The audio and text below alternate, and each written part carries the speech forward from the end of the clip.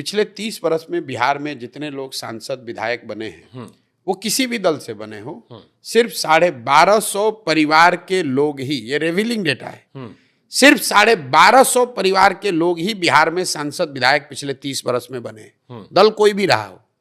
आपको एक उदाहरण देता हूं, यहां पर अभी डिप्टी सीएम है सम्राट चौधरी जी, वो भाजपा के नेता हैं। सम्राट चौधरी जी कौन है?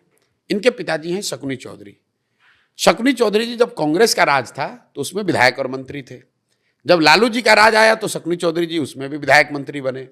जब नीतीश जी का राज आया तो उसमें भी विधायक मंत्री शकुनी चौधरी बने। जब मांझी जी बने तो उसमें भी शकुनी चौधरी विधायक मंत्री थे। और आज जब भाजपा को भी बनाना हुआ तो उसको भी कोई सामान्य कुशवाहा नहीं मिला, उसको शकुनी चौधरी का बेटा ही मिला। तो चंद परिवारों का राजनीति पर ऐसा कब्जा है कि उससे बाहर राजनीति जाती ही नहीं है।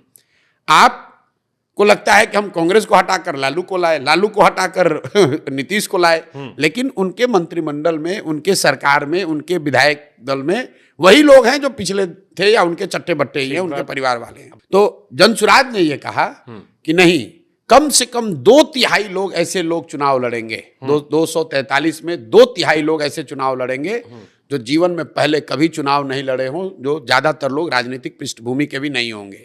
अब आप ये कहेंगे 100% क्यों नहीं?